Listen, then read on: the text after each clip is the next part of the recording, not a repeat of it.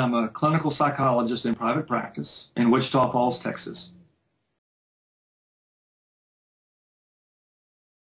My work consists of doing both psychotherapy with people who come in with life problems that need to be worked on, and also psychological and neuropsychological testing, which is where we have a diagnostic question and we do testing of different forms to try to answer that question. Sometimes it's about a problem like depression or anxiety. Sometimes it might be something related to brain behavior like a head injury or a seizure or something along that line.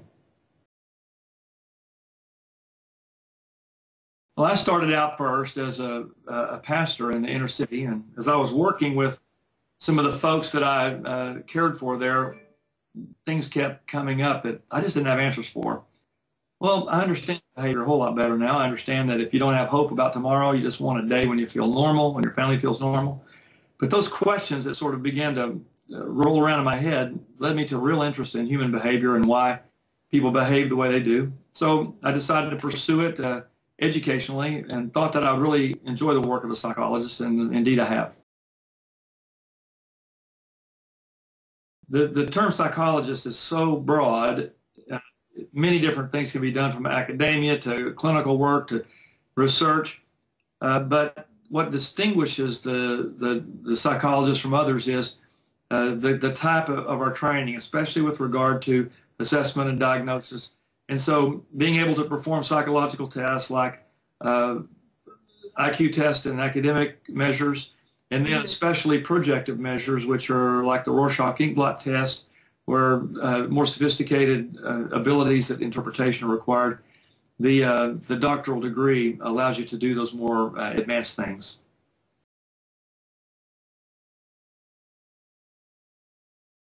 First, they need to have a natural proclivity for the verbal world. They have to be able to communicate verbally, to be comfortable in that, to sort of be able to carry on conversation comfortably with others in a way that engages them and that helps them to disclose and open up about their lives.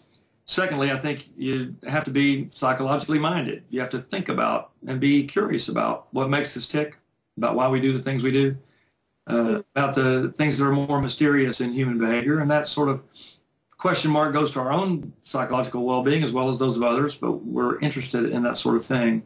And thirdly, as maybe the three cardinal virtues that are required for this job, I would say empathy, that you need to be able to enter into another's suffering in a way that they feel you're with them and that you're connected to them and that you're committed to stay with them until they find some answers to that, whatever that problem is.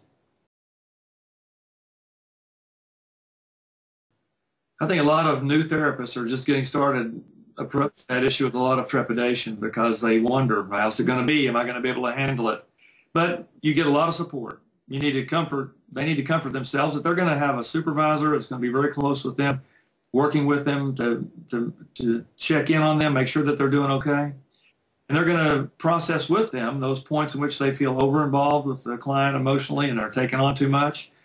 It is a critical skill to be able to be with someone, to resonate with them and to empathize with them in their suffering, at the same time not be pulled into that personally in a way that depletes your own resources. So interestingly, what I think others don't understand is that after 15 years of doing this, you would think that I might be cynical about human nature, and after just listening to human suffering about 8 hours a day for all that time, but in fact I'm more optimistic and positive about us as human beings and our futures than ever. And it's because of the heroic work of my clients. So we often think of, oh, these clients are going to be real depressed, anxious, they're going to drag me down. And certainly that can happen.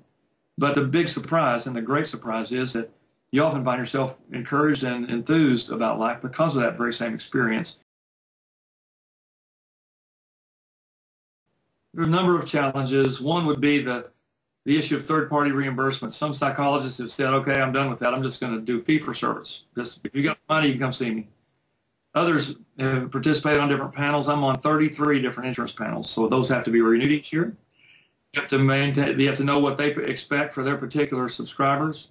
There are all kinds of documentation, expectations, standards and ethical practices that we have to keep up on all the time. So it's complex. There's a lot of people who look over your shoulder, even though it's a very private meeting, often with somebody else. There are many others who we're accountable to, and that's good because it protects the client and protects the public. But it nevertheless is a burden sometimes in terms of paperwork and detail in order to carry on the practice, and that's a challenge that faces us. Another is with other people beginning to have a bigger hand in what we do and how long we do it. They may decide that 12 sessions is plenty to deal with problem X, or 6 sessions may be okay for problem Y. But there are as many different issues in the world as there are people. We bring our uniqueness to the table, and sometimes that relationship between the therapist and the client can be transformative in just a few sessions if they can get what they need. Other times, for many reasons, it may take longer. So sort of a cookie-cutter approach that says, you can do this much for that problem, oversimplifies the situation. And we deal with that challenge all the time with third-party reimbursement, trying to share with them why it is that this patient's gone more than the usual number of sessions, or things along that line.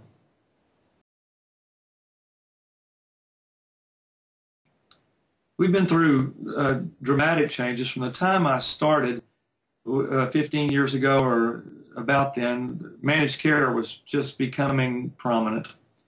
And it seemed like managed care was going to take over everything, and pretty soon every single service a psychologist would be doing would be watched over by a managed care company. That wave came along, and that wave passed. And for a while, there was a significant reduction in paperwork requirements. Many fewer calls I had to make to third-party reimbursement to say this is what I need to do and why I need to do it. That's beginning to notch up again now, with good reason, I think. Under the healthcare reform, they need to be able to detect fraud and waste and make sure that we're getting, especially where Medicare and Medicaid is concerned, getting good quality services for the people who receive those services, and to keep the costs down. So that's another layer for us that we have to deal with in terms of oversight, but a necessary one. The other side of the coin is that it appears that many, many more people are going to come into especially the mental health care system. As a result, there are going to be more people who are eligible for that care, who have that care, that didn't have it before. But that's going to be a greater demand upon the mental health care system. So I think that's our next big challenge. First, are you comfortable with a certain measure of chaos in your life? I think you have to have an affinity for chaos in some ways to do this, because there are always many balls to keep in the air academically, and then when you get into practice, too. You need to be comfortable with change. You need to feel that you have skills in proactivity, so that whatever's out there that you need, you know how to access, and that you have confidence that you'll be able to put together the skills to go get that and to do that when the time arises. So somebody who wants a great measure of safety and consistency, they can still work in psychology, but probably in a setting where they're getting that regular paycheck working for another organization. For those that have the more entrepreneurial spirit, the private practice world opens up, and I think that they need to ask themselves, if I want to do private practice, do I have the interest in business? Many people don't think of themselves as business people. They think of themselves as clinicians, but you have to get skills in business, in marketing, networking, all these other things that you wouldn't think you would need and that you don't often get in graduate training. So really, what am I going to be doing on the end of this is the question that person should ask.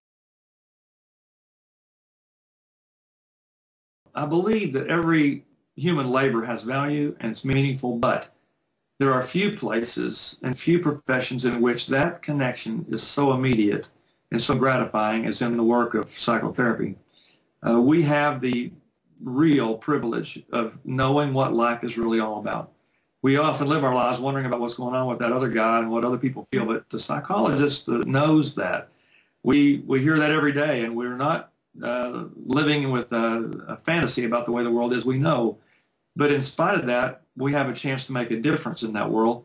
And to me, that makes it all worthwhile. It gets me up in the morning, makes me enthused about my life, and it makes me feel as if I'm contributing in a meaningful way. So one my hat's off to anybody who heads into it, and my great word of encouragement is that if you think you have that set of skills and that set of interest, then this might be a wonderful way to spend your life of work.